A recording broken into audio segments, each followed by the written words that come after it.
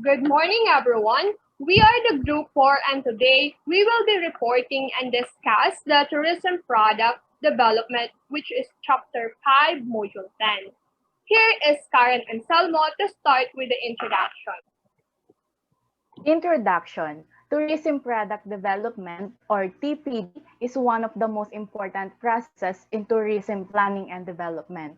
Through TPD, we are able to convert resources into something of value that can satisfy customers and provide livelihood and income opportunities at the destination and individual levels. When we say tourism product development, it simply means bringing new and innovative products, experience, and services to the market for tourists to buy. So mahalaga ang tourism product development para hindi magsawa ang mga customers or tourists sa mga product or service na na-encounter nila kapag nagta-travel sila sa iba't ibang mga destination. So, para maiwasan ito, kailangang mag-innovate or mag-isip ng unique and authentic na product, yung kakaiba sa panlasa or paningin ng mga customers para ma-meet or ma-reach yung satisfaction na hinahanap nila ng hindi pa ulit-ulit. Tingnan natin ngayon kung ano yung iba't ibang definition ng tourism product based kay Smith 1995. Sabi niya, tourism product is a bundle of activities, services, and benefits that constitute the entire tourism experience. This bundle consists of 5 components, which are destination attractions, destinations facilities, accessibility, image, and price. So, ang mga example nito are attractions na makikita mo sa isang lugar. Like for example, nagpunta ka ng Bicol, yung Chocolate Hills is an example of tourism product. Another is the hotel and restaurant. Basta belong siya sa accommodations, yan yung example ng tourism product. Basta lahat ng needs ng mga tourists kapag nagta-travel sila, lahat yan is tinatawag na tourism product. So, another definition is a collection. A tourism product is a collection of physical and service features together with symbolic associations which are expected to fulfill the wants and needs of the buyers. So, satisfying activity at a desired destination. So, pangatlo is goods, environment, and services.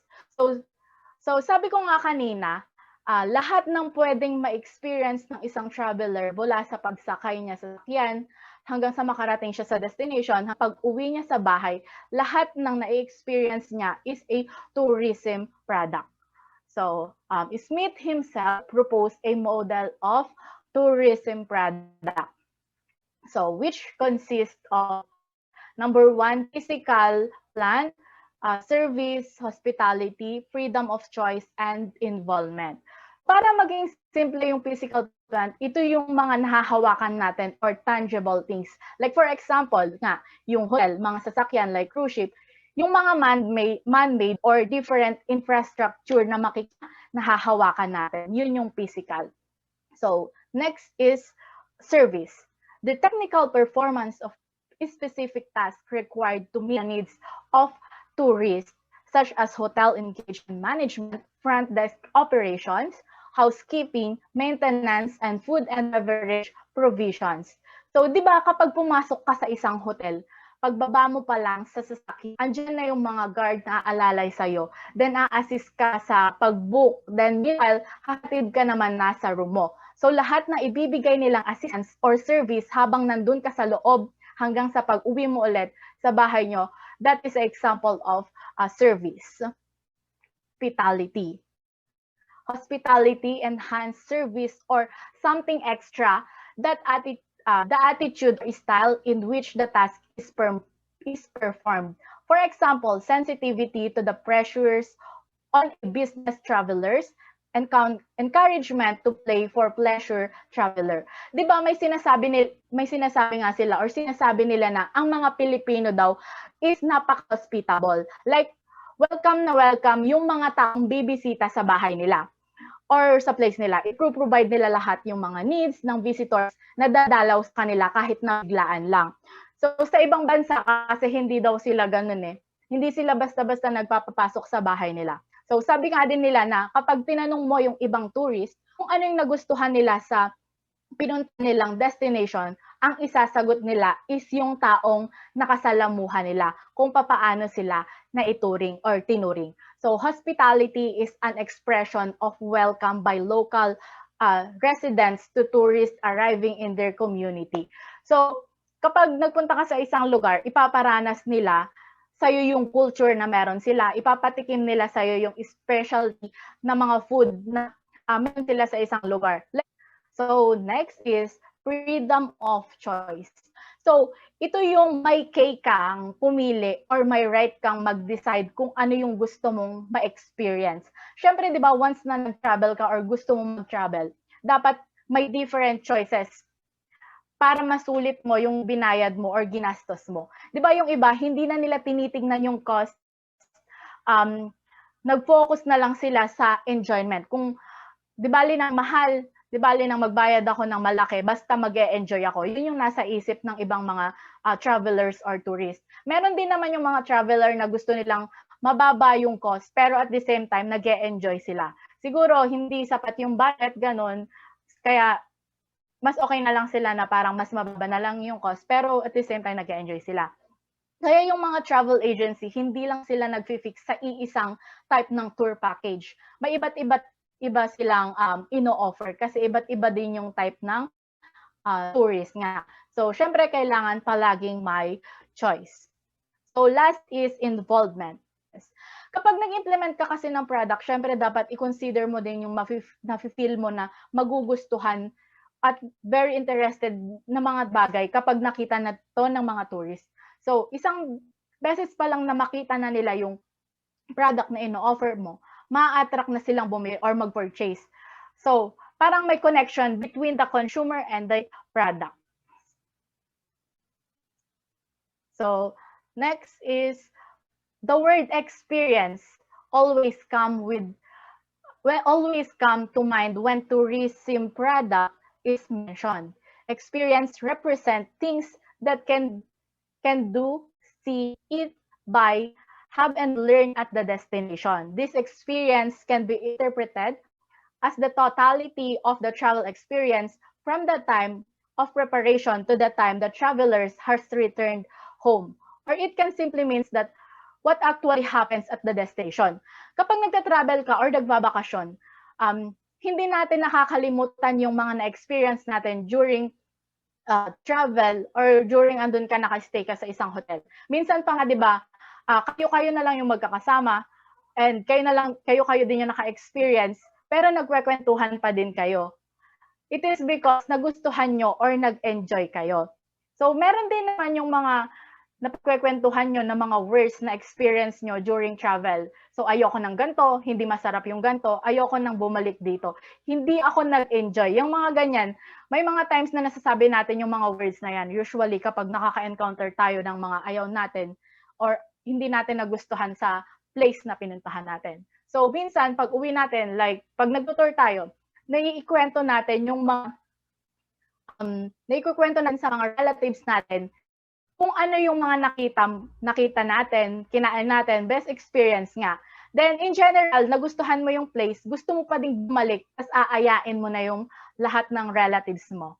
So, all of that experience na naikwento mo before, during, and after the travel, lahat ng yan tinatawag na tourism product. Tourism product development is defined by the UNWTO and the European Travel Commission 2011 as a process where assets of a particular destination are molded to meet the needs of national and international customers. So sa ko nga kanina, 'di ba, para ma-meet yung needs and ng mga customers, kailangan mag-produce or mag-enhance sila ng mga product na i-offer nila.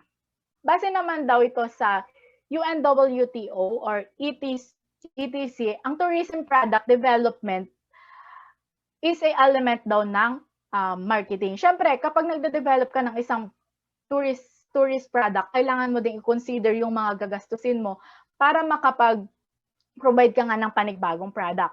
Tourism product prerequisites to tourism product development. Successful tourism product development is premised on the following condition. So these are accessibility, resources, or existing product, demand policy and government, tourism in destinations, overall economy, and acceptability to tourism stakeholders. So para daw maging successful yung tourism product development, kailangan ma-consider tong anim na to. So next is, according to DOT or Department of Tourism, the star brands are follow. So meron siyang 5.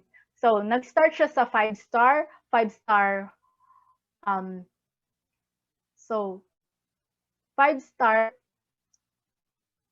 100% achievement, 80 to 52, 850 to 1,000 points. These properties reflect the characteristic of luxury and sophistication. These facilities are world-class in every manners and meticulous service exceed all guest expectation. So example nitong 5-star hotel is Okada, Manila. Alam ko naman na familiar kayo lahat sa Okada.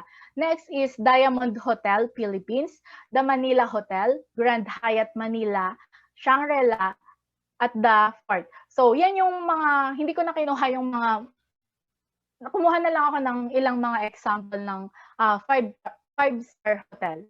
So, yun yung mga example ng 5-star hotel dito sa Philippines. Ito yung mga hotel na umaabot ng siguro ng 100,000 in just one night. Pero sulit naman yung pera mo kasi nga high yung mga service and product na i-offer sa'yo. So, next is 4-star, 70 to 85% achievement, 101 to 850 points. These properties are upscale in all areas. Accommodations in refined and stylish. Service is responsive, often including an extensive array of facility. Example nito is Winford Manila Resort and Casino, City Garden Grand Hotel in Makati, Golden Phoenix Hotel Manila.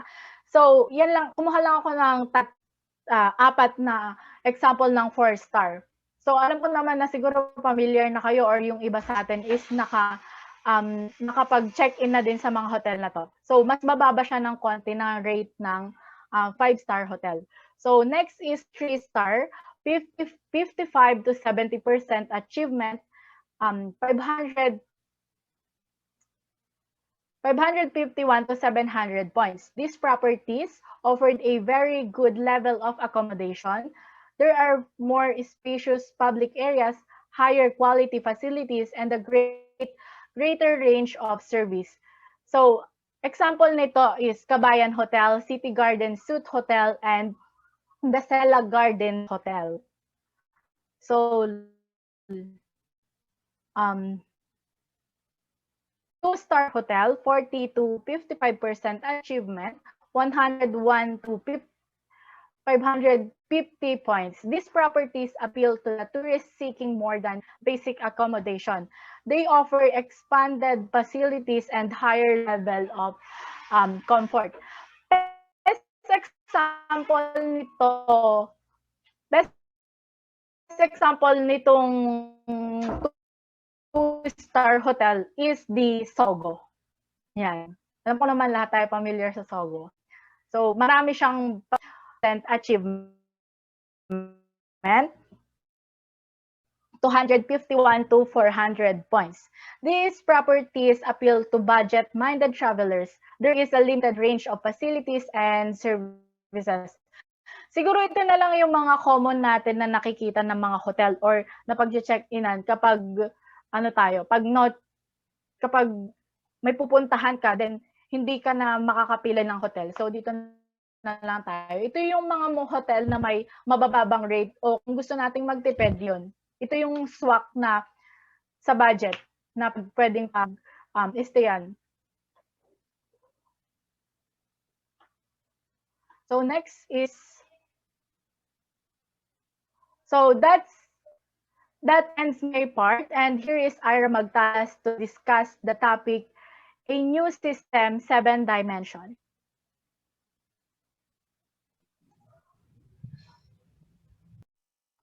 Thank you, Karen. So my topic is about the new system covers 7 dimension categorized into mandatory and minimum requirements. So dito sa may first slide, sinasabi na may 7 na bagong system daw sa pagtukoy ng mga tamang sukat, or sa English is yung tinatawag nga natin na dimension, na may requirements na mandatory at may minimum. Ito ay ang mga arrival or departure public areas, bedroom, bathroom, food and beverage, amenities and services, and the last one is business practices.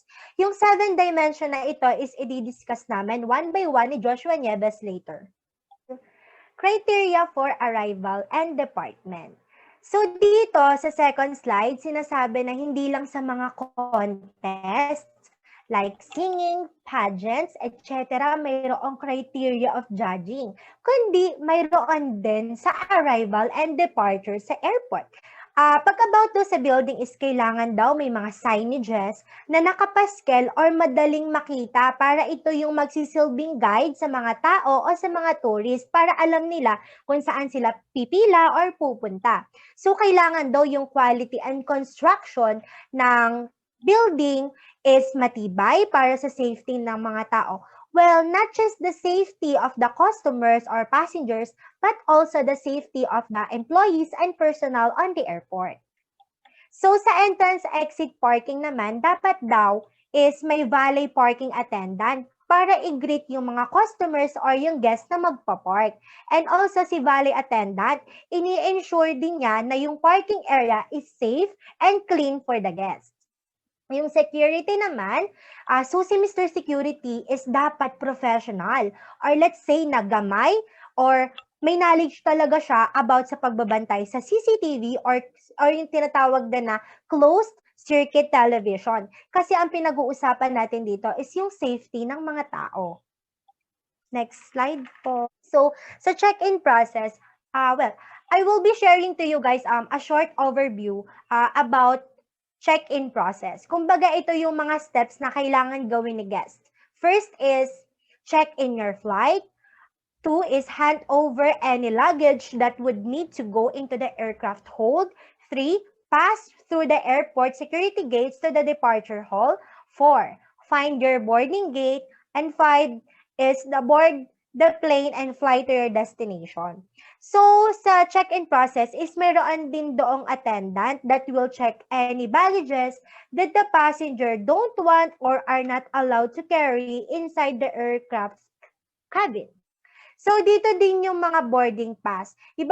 Pag kung nakasakay ka na sa airplane, meron doon na pipilahan muna para i-check yung passport mo, yung boarding pass mo, and then kapag okay na yon, pwede ka nang sumakay sa airplane. Then dito naman sa luggage services, dito naman yung sa mga passengers na left behind yung mga luggages. Actually, maraming scenario sa airport yung nagkakapalitan ng mga luggage or yung mga bagahe. Buti nga doon na lang po nagkakapalitan. And then, actually, doon yung pag nawawala yung mga luggage nila, merong area doon na may attendant doon na parang doon kayo lalapit and tutulong na hanapin yung luggage nyo.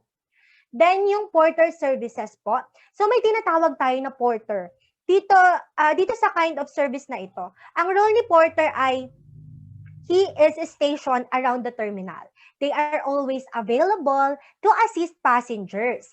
Mayroong 2 stations sila porters. First is doon sa arrival lobby, which is sa entrance.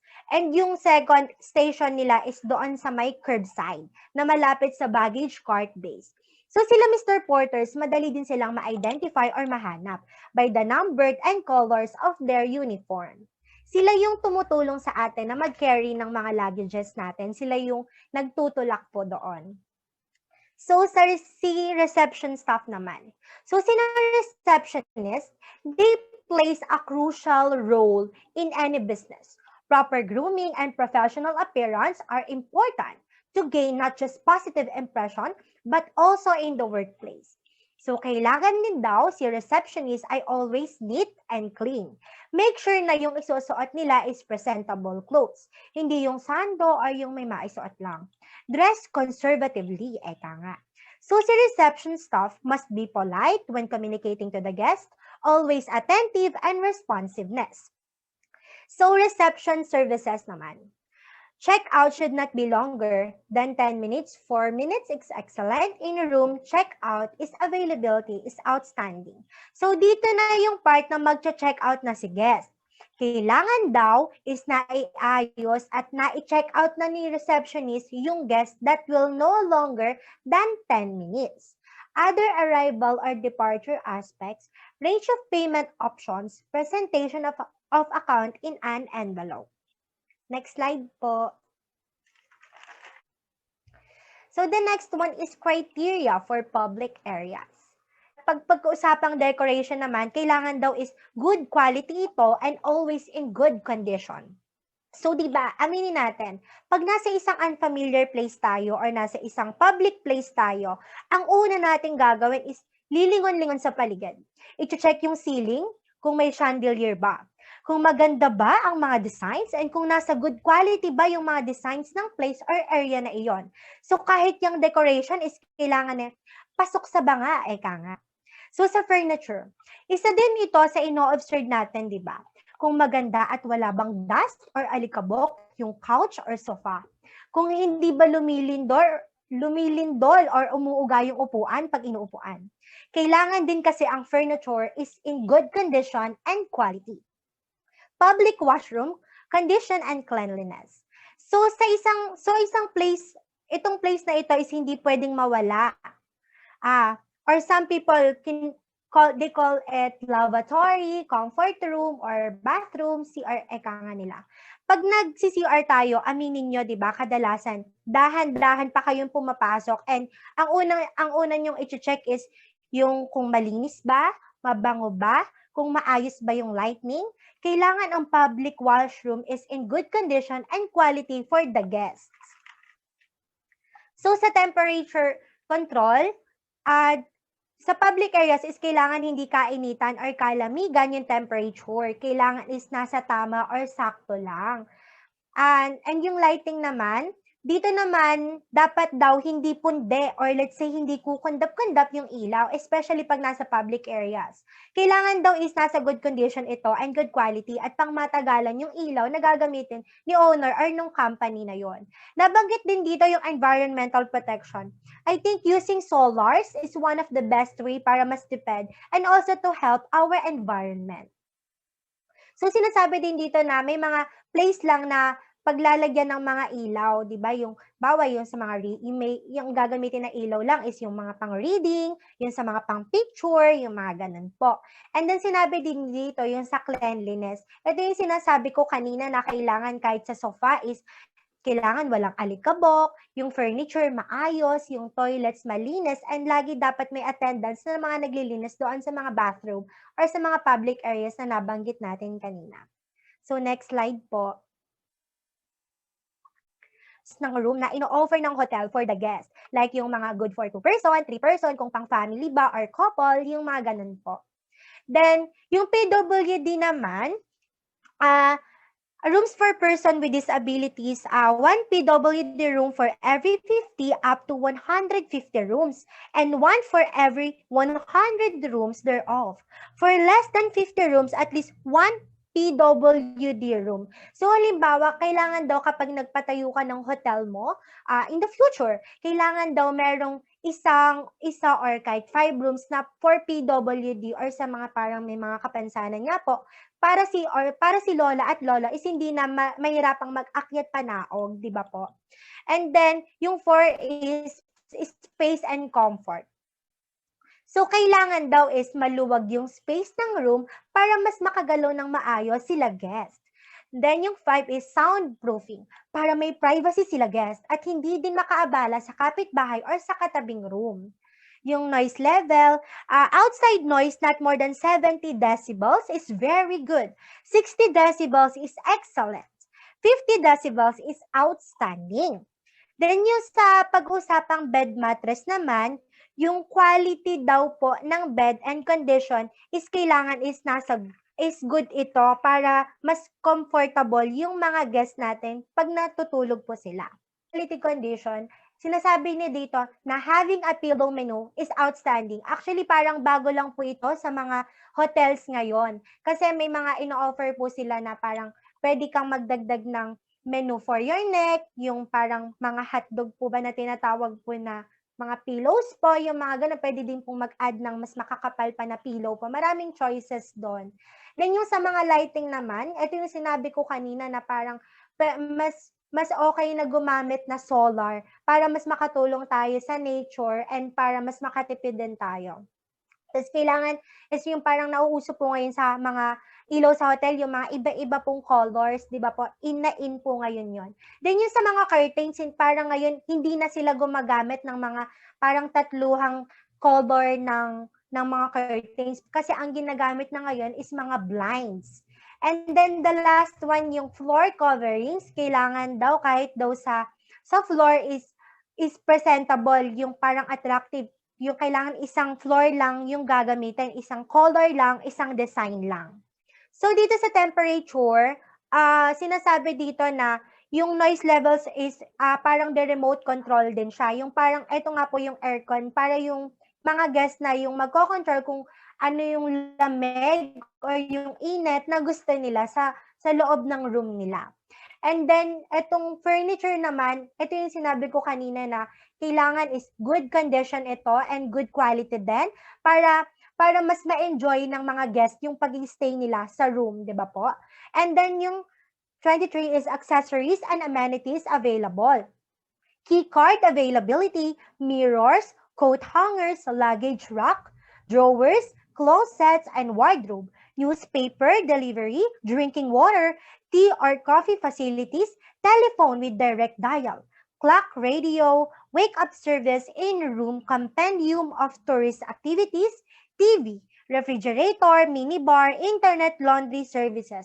Yung mga nabanggit ko na yan yung mga kailangan merong makita yung mga guest kasi yun yung mga pangangailangan nila. Kailangan merong parang tinatawagan na welcome drinks na ino-offer yung mga guest para yung mga staff sa mga guest, like yung mga drinks na water, sodas, yung mga ganun po. Then yung last one is the cleanliness. So sinasabi ko kanina, dapat malinis po palagi and lagi pong may attendee na mag-aasikaso dito kasi para masayahan naman po yung mga guest natin. So here is Joshua Nieves to report the criteria for bathroom. Thank you. So thank you, Ira Magtalas. So criteria for bathroom. So ang bathroom ay isa sa pinakamahalagang place sa isang accommodation o sa iba pang lugar. At hindi ito pwedeng mawala kasi ito ang pinakamahalagang kailangan. At isa rin itong tinitignan ng mga tourist or guest. So number 1 is minimum bathroom. So kailangan po dito sa isang bathroom ay merong bath or shower na merong hot and cold water. So hot and cold water reaches 38 degrees in 20 seconds and toilet in working order. So mahalaga po ito para kung nilalamig daw po ang guest is pwede silang magpainit. Or kung iniinit daw po ang guest, pwede silang magpalamig. So kailangan din daw po is maganda ang quality ng mga shower and bathtub. So for example, dapat daw po malakas ang supply ng tubig.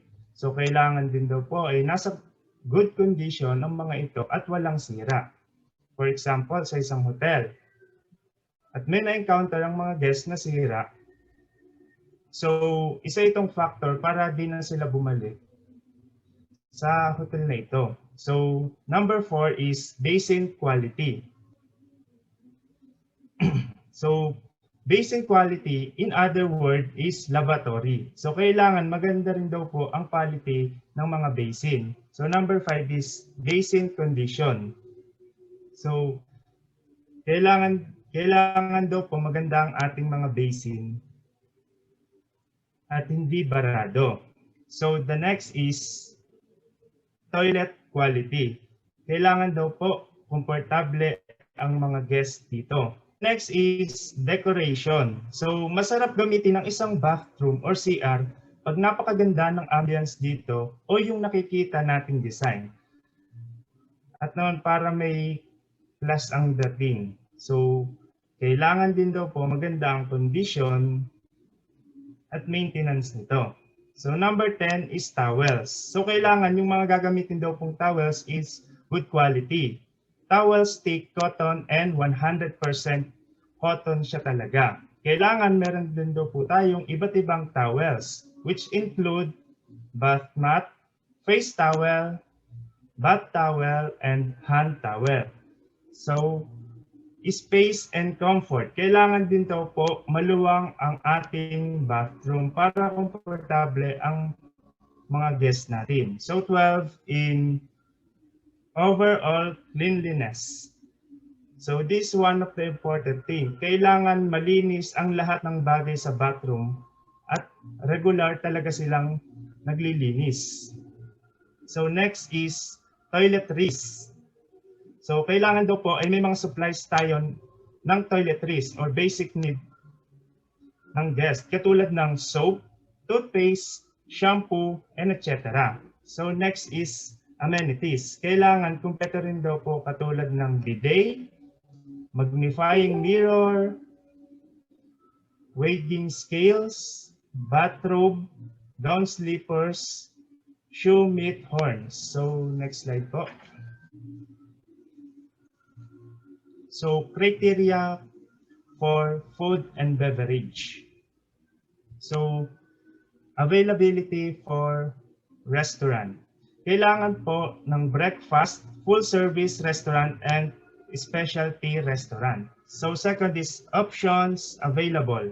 So, fast food, choice of dishes, a la carte menu, it means the dish is one ordered individually. It is not a part of a larger meal or a course of dishes. So next is,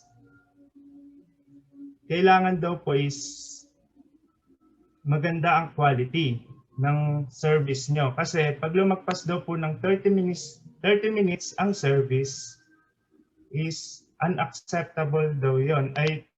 And maiko-consider daw po ang service nila ng 1 star lang daw po. So next is, kailangan din daw po high class ang decoration nila and furniture. So kailangan din daw po is nasa good condition nito at hindi sira-sira. Kailangan maganda rin daw po ang quality ng mga crockery, cutlery, glassware, which is ito po yung ginagamit sa mga pagkain tulad ng glass, fork, and plates. So, next is, kailangan daw pong malinis din ang mga ito. Yung mga glassware natin. So, next is, kailangan daw po maganda ang quality ng mga appliances natin. And also, good condition. So, next is, kitchen cleanliness. So ito po ang isang napakahalaga sa kitchen, ang cleanliness. So kailangan po well sanitized lahat ng gagamitin nating materials para raw po maiwasan natin ang foodborne illness. So next slide po. So criteria for amenities. Something that helps to provide comfort, convenience, or enjoyment. Hotels with modern amenities providing residents with the basics amenities. So first dyan is guest service. So 12 hours room service is mandatory for 1 to 3 stars, minimum for 4 and 5 stars. So next is wellness services. So, mahalaga rin daw po ang wellness activities para malibang ang ating mga guests. Kasi kaya sila pumupunta or nag-check-in para matanggal ang kanilang mga stress. Like fitness, center, swimming pool, massage service or hilot service, equipment or hire, jacuzzi or sauna. So next is first aid facilities with trained staff. So napakahalaga rin daw po nito na meron tayong first aid kit, saka yung mga well-trained staff. Kasi para kung may mangyayari man daw pong emergency, isa daw po silang mag-a-action kaagad dito. So the next is conference function venue, which include the conference room facility for less than 20 minutes to more than 250 people, electronic, and etc. So next po.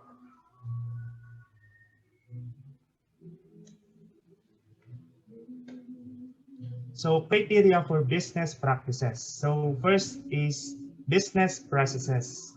So business processes like emergency procedures, safety procedures, maintenance, waste management, green purchasing standards, guest compliance handling system. So next is barrier-free facilities for persons with disabilities. So kailangan meron daw po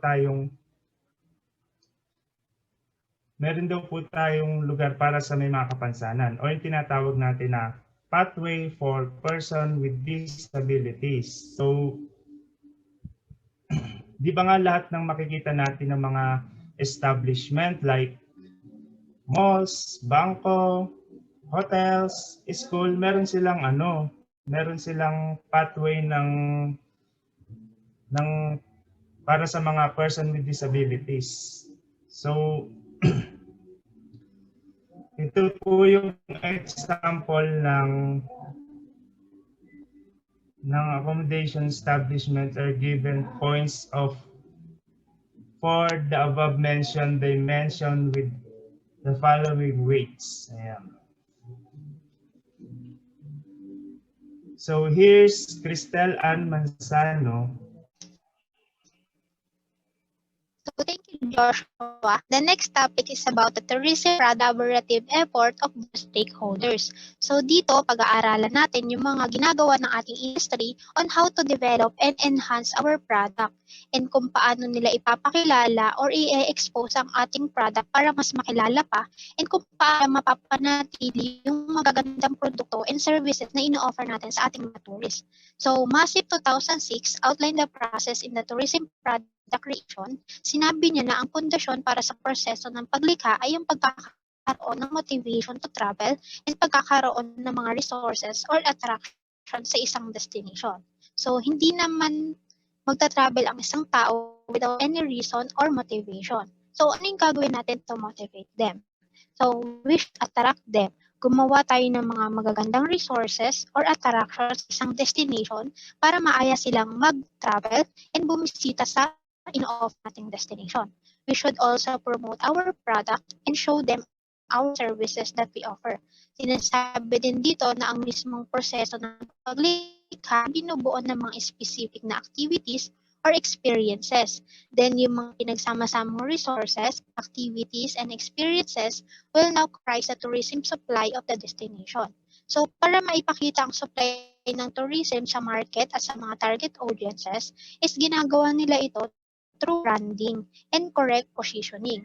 So, we should create a unique brand image na tatatak sa isip ng ating mga target and kung saan natin siya ilalagay to create a distinctive place in the mind of our potential customers. So, next is the step in tourism product development. So, tourism product development goes through the following step. The first step is identify all the tourism assets or resources in your destination through research such as by site visit and stakeholder consultation because it can help us to promote and provide information and resources for sustaining a destination natural habitat. We should also identify our asset if it is a beach, nature, or isa ba tong heritage, pwede ring sports events, special interest, and pang iba. Because we need to categorize our asset into various portfolio. Hindi naman sila pare-parehas ng mga pangangailangan. So kapag nalaman na natin yung mga asset na meron tayo, proceed tayo sa second step, which is map the asset with potential market. So ano nga ba yung potential market? Yung potential market is a part of the market that you can capture in the future. So sila yung mga customer mo. Not currently your customer but could become your customer in the future. So we need to match our asset to our potential customer by listing down all the potential market per tourism asset. Dapat nating alamin yung mga needs and wants ng ating mga customer kung tutugma ba sila sa asset na meron tayo o kung ano yung mga product na dapat nating ilabas na tutugma man sa kanila. Kasi tayo basta-basta dapat maglabas ng isang product na gusto lang natin na hindi naman kailangan ng mga consumer natin, di ba? So we should know muna or match them to our customers. So the next step is number 3, make the product more inviting by providing or upgrading the infrastructure, accommodation, facilities, and other services. So dito, dapat daw nakaka-attract or mas masarap sa mata. Kumbaga, uso yung bang mapapalapit talaga sa inyo yung tao. Kasi karamihan sa business ngayon is pagandahan ng mga pwesto, pormahan ng mga baso, halimbawa lang sa, di ba, sa coffee shop and milk shop, paganda sila ng mga design, karamihan sila ng mga sahog. Basta bago sa mata ng tao, talagang tatakilin siya. Kasi sa panahon ngayon, hindi lang naman basta product yung pinupuntahan inyo, but of course, your service and facilities na pwedeng maka-attract sa kanila. And sa panahon din ngayon, di ba, once na maganda yung ambience ng shop nyo or ng product nyo, is yung may mga customer tayo na talaga kumukuha ng mga picture to upload these to social media accounts, di ba? So, isa na rin nun sa magiging advantage natin to promote our product through our customers. So, the next step, the fourth step is that develop activities around the tourism asset to be marketed. So, sinasabi din dito na yung Ilocos daw is they introduce sandboarding and 4x4 rides to exploit the opportunities presented by the sandals as the attraction. In the beach area, water sport may be introduced, zip lines as another popular activities. Is develop packaging, focusing on the tourism asset. So, sa tour package dapat nakafocus on one major tourism asset and supplemented by minor asset. So kung gagawa tayo ng tour package, dapat dito pa lang sa package na to, na-experience na nila sa isip nila yung mga possible na mangyayari sa mismong tour. Kumbaga, nai-imagine na nila yung mga pwedeng mangyari. Kaya make it sure na maganda yung ating tour package, marami tayong i-offer na talagang nakaka-attract sa ating mga magiging customer. So dapat din daw na yung package is made of tourism asset revolving around one theme. So for example, yung mga tour to various places that offering a gastronomic delights or yung places with surfing opportunities. The variety of assets that complemented each other and provide various experiences. So for example, sa Ilocos, di ba maraming mga churches dyan. Yan, pwede nating puntahan. Marami ding mga beaches and scenic spots and windmills na pwedeng nating pasyalan. So the sixth step is communicate the functional and emotional benefit of the tourism product to the target market. So dito, dapat nating malaman yung mga benefits ng ating product sa ating mga target market by putting ourselves in their shoes. Then, kapag nangyari yon, tsaka natin tanongin yung sarili natin kung ano ba yung makukuha ko sa product na to kapag in-avail ko. Then, tsaka mo din isipin kung ano ba yung emotional benefit. Asking, how does that make me feel? Diba? Kailangan natin makita or malaman kasi kung ano ba yung mga nararamdaman or benefit na nakukuha ng ating mga sa product natin. Kasi by that, nalalaman natin if they are satisfied ba sa atin or hindi. So, we should communicate with other target market. And the last step is develop a destination marketing organization to consolidate all tourism marketing activities in the destination. A DMO may have to be created. It can help us to promote and market local attraction, accommodate option, tourism services, kasama na rin dyan yung mga transportation, associated retail store, restaurant, event, and more that under the tourism and hospitality industry. So next, we have here a two types of tourism product development. So una dyan is yung existing product improvement. So sa existing product improvement, ito yung mga dating product na napapakinabangan pa naman that need some more improvement through renovation, refurbishment, or providing a better interpretation. Pwede rin i-improve nila yung mga signage and providing varied and appropriate activities.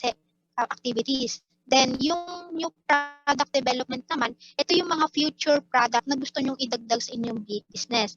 And it is also a process of bringing a new product to marketplace.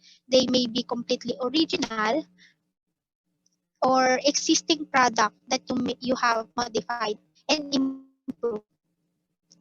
So, the next topic is about the principle of tourism product development that will be discussed by Princess Syra Paz.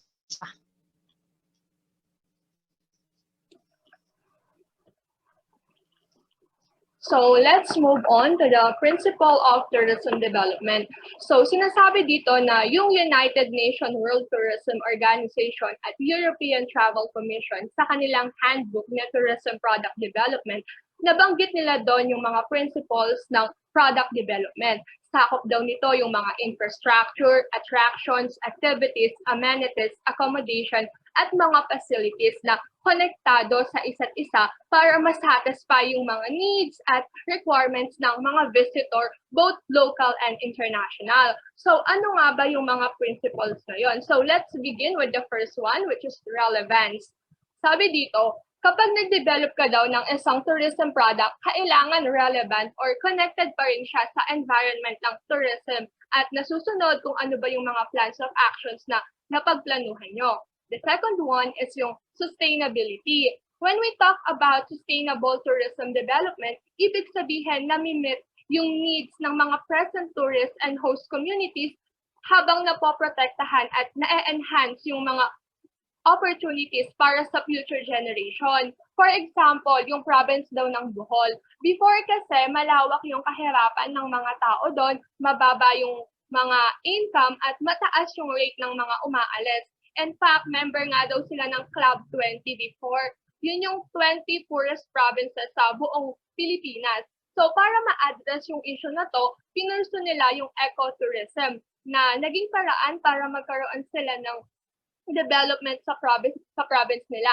And na kung saan ay eco-friendly at nakapokus sa local community yung economic growth. At dahil sa pagtutulungan ng kanilang mga government, mga local communities at iba pang mga stakeholders ay naging daan to para ma-boost yung kanilang mga tourism attractions and destinations and hanggang ngayon na maintain nila yung kanilang sustainable tourism growth. Tumaas yung economic at tourism growth sa province ng Bohol, nakilala sila both local or international and at the same time napoprotektahan nila yung kanilang mga natural wonders at nakakapagbigay ng trabaho sa kanilang mga host communities. So yun yung tinatawag na sustainability.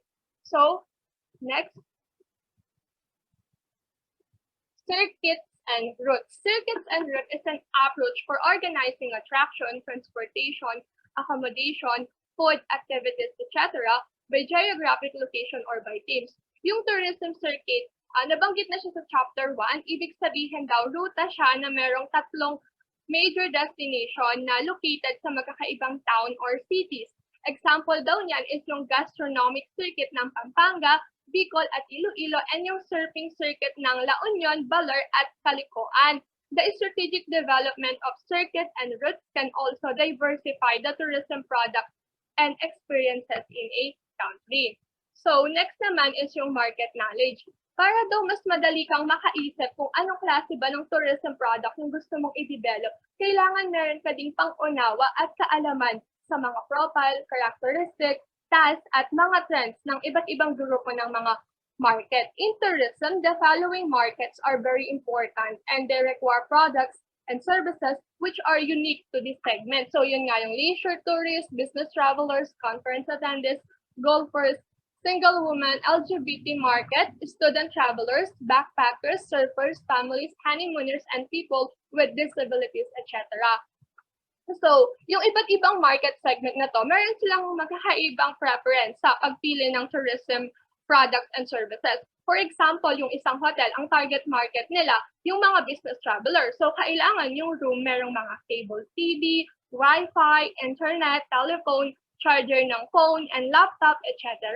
Kapag naman ang target market ay yung mga leisure tourists, hindi daw kailangan na malaki yung accommodation. Basta meron lang CR or shower room. Kasi yung mga Filipino leisure traveler, usually ini-spend nila yung most of their time sa pagpunta sa mga sightseeing and pag-shopping. So, nagbubuk lang sila ng room para merong matulugan at mapaglagyan ng mga pinamili nila. And the next one is yung product knowledge. You must know the full range of tourist resources that your place has to offer. Take advantage of what you have, develop activities around the natural assets of your destination.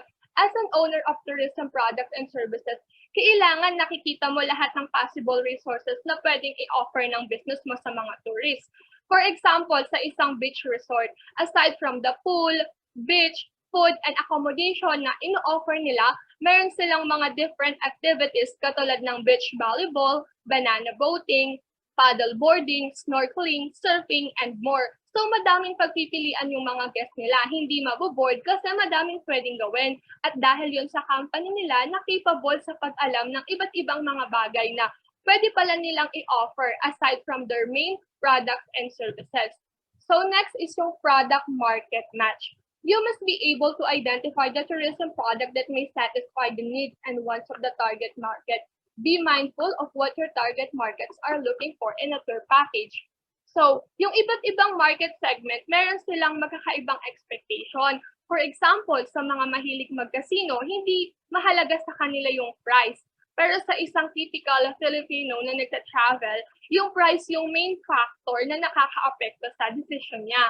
Kaya mahalaga na kapag magde-develop ka ng isang tourism product, yung product mo dapat akma or match kung sino ba yung mga dapat na target market mo. Next is yung hub and spoke. Identify areas within the destination which are appropriate for a specific type of product development. So sa isang destination, for example, yung island, yung major tourist hub doon kasi doon pumupunta yung mga tourists and yung mga owners pwede silang maglagay or mag-prepare ng mga events para mas puntahan at dayuhin siya ng mga turista. So next is yung variety. So sabi, incorporate diverse activities to heighten visitor satisfaction and to make the destination seem to be new at all time. Yung needs and wants ng mga tourists ay pabago-bago at yung pabago-bago at lumalawak yung kanilang mga expectation. Kaya kailangan sa isang tourist destination, marami silang pwedeng gawin na mga activities. Kaya importante na maglagay ka ng iba't ibang mga entertainments and activities para mas ma-encourage yung mga tourists na pumunta. Next is yung tourist involvement. Yung mga tourists na pumupunta sa isang tourism destination, mahalaga yung role na ginagampanan nila hindi lang bilang mga turista na nagko-contribute sa pagtaas ng tourism growth ng isang particular na lugar, kundi bilang main instrument kung paano mapapanatili yung kagandahan at kalinisan ng isang tourism site. Halimbawa, yung Puerto Princesa Underground River ng Palawan, di ba? Ano siya, UNESCO World Heritage Site.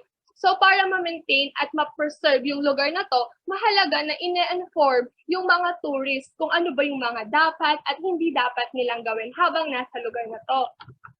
And next is yung central role of government.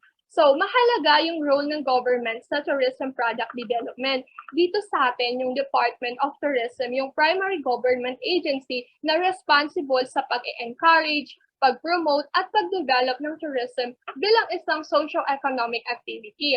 So, sila yung nagpo-provide ng mga reliable information para sa publiko na maging aware sa mga tourism product dito sa atin. DOT din yung nakikipag-ugnayan sa ibang industry para mas maging widely accessible yung mga tourism destination at nagbibigay din sila ng mga financial support, lalo na sa mga undeveloped places and region here in our country. Next is importance of local government units or LGUs. So, local government units play a vital role in bringing TPD to fruition and require strong current knowledge of changing tourist demand. So, yung mga LGU, importante din yung role nila sa tourism product development, particularly sa mga local areas. Responsible sila sa pagsasaayos ng mga infrastructure at pagde-develop ng mga tourist attraction sa lugar nila para masiguro na ligtas yung mga tourist na pumupunta doon. Sila yung gumagawa ng mga policies and mga guidelines para mas ma-develop yung mga destination at sila din yung nagpo-organize ng mga events and festivals sa kanilang mga towns para mas maging kilala yung lugar nila. Next is dedicated TPD function. So besides working closely with the tourism marketing bodies, destination tourism authorities must also build capacity to carry out tourism product development activities. So yung mga tourism authorities, kailangan nilang e-vandal or gawing package yung kanilang tourist attraction para maibenta nila sa pamamagitan ng mga marketing channels tulad yan ng mga tour operators or tour agencies. Next, stakeholder participation. So sinasabi lang dito na yung participation sa isang tourism product development ng mga stakeholders ay mahalaga. Kasi ibig sabihin nito, meron silang common understanding at involvement between them kung paano nila pagdadesisyonan yung isang product mula sa pagpaplano hanggang sa kung paano nila patatakbuhin or i-implement. Dapat kino-consider mo din yung mga relevant opinions and plans ng mga stakeholder. Kasi diba, mutual lang naman yung aim nyo para sa development ng inyong tourism product or service. Next is yung long-term planning. So, yung paghahanda ng strategic management plan ay mahalagang step daw para makapag-create ng long-term success at sustainable tourism sa isang destination. So, di ba, kahit sa ang business naman, mahalagang part talaga yung pagpaplano. Hindi lang dapat pang short term, hindi lang sa umpisa ng operation, kundi pang long term din. Dapat may plan B para if ever na may aberya na nangyari, you are able to continue your operation despite of some possible uncertainties. And last topic for me is yung zoning. So dito, dinidivide or pinaghihiwalay nila yung mga tourism product development zones sa dalawang dahilan daw. Una, para maipakita yung strength ng bawat region na kung saan yung strength na yun yung mag-a-identify sa lugar na yun within the country. Pangalawa, para ma-spread yung socio-economic benefit ng tourism sa buong bansa. And here is Kit Jaron Bocal to explain other principles of tourism product development.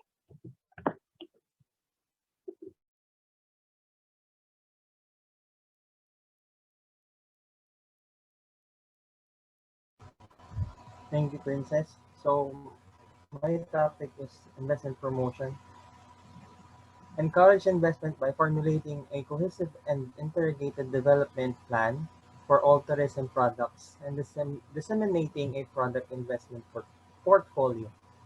Investment promotion is essential when the local government unit, for example, does not have adequate financial resources to support tourism development.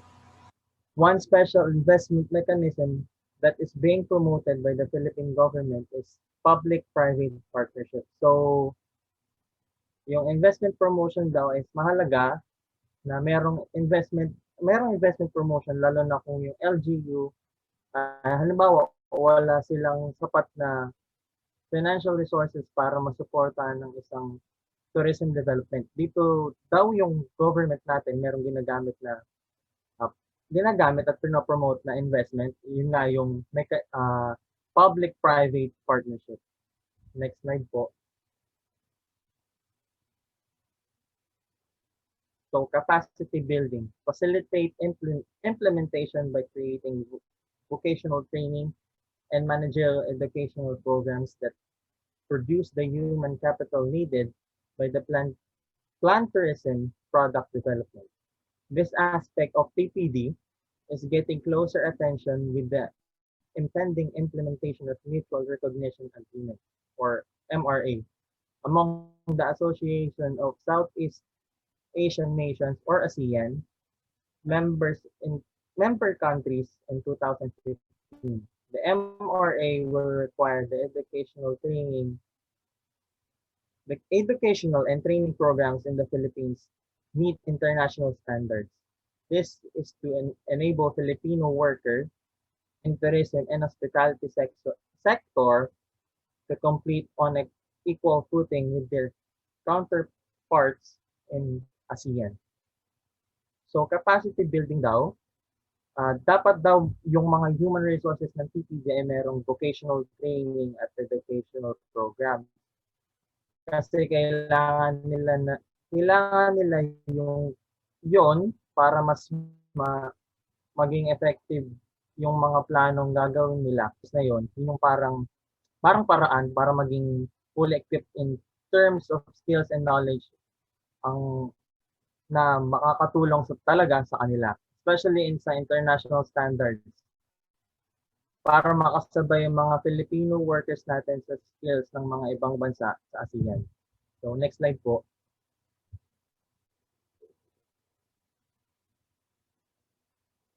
Compatibility with destination branding. Planner must ensure that the tourism product mix elements do not create conflict. It may not be a wise idea. For example, to allow a casino to operate in a destination that is well established as a pilgrimage site.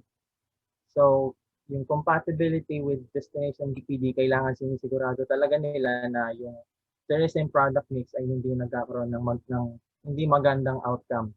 Halimbawa nga dito yung pag napayagan nilang mag-operate yung casino na sa isang destination na kilala bilang isang pilgrimage site. So napaka-uncommon ng ganitong type of business. Kaya dapat alam natin kung ano yung compatible activities na pwede mong i-establish na compatible din naman sa lugar ng business mo. So next po.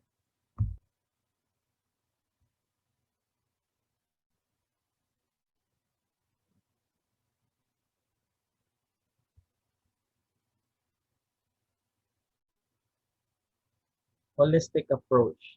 Tourism products can only succeed if the other elements of the destination are taken into account.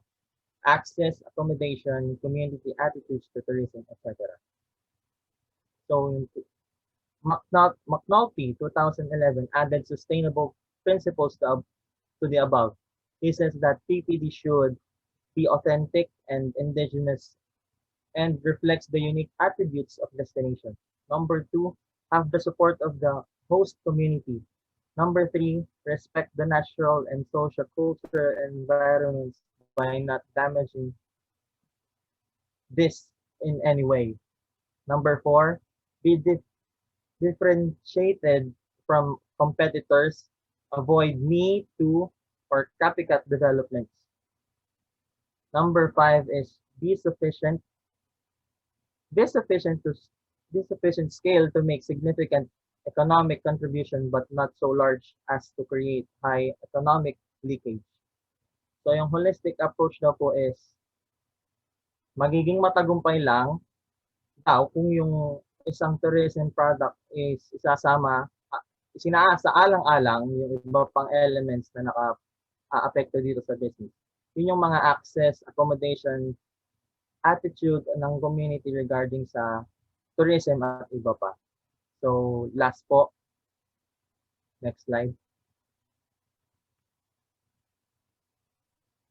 Product market matching approach. These steps involve producing an inventory of tourism resources in a given area and conducting market research to identify market segments and their respective characteristics. For example, if a city casino, the obvious match are gamblers. The choice of target market will also have to take into the account impact of the product community, such young people may not be allowed to enter the casino. So yun daw, product market matching process is a process na daw na kailangan yung inventory ng tourism resources ay isa-isang lugar at yung magsasagawa ng market research at alamin yung kanilang mga characteristic at requirements at yung at iakma yung mga market segments sa resources. Halimbawa, yung isang city merong casino. So ang obvious na market nila ay yung mga gamblers o yung mga nagsusugal. Yung pagpili din ng mga target market mo ay kailangan mo din pag-isipan at isaalang-alang yung community na ginagalawan ng business mo. Kasi halimbawa dito sa atin, yung mga minor de edad, hindi pa sila pwedeng pumasok sa casino. Sa South Korea naman daw, yung mga foreigner lang ang pwedeng pumasok. So next slide po.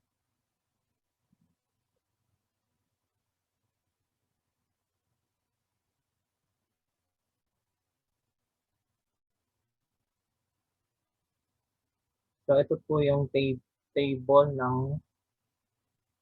ano na nga ito.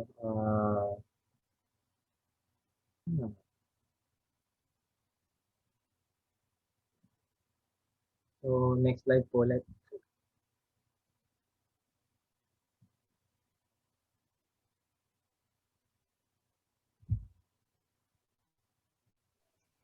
So that ends our report. Thank you, classmates and sir, for listening. If you have questions or clarifications, you are free to ask us. Thank you and God bless.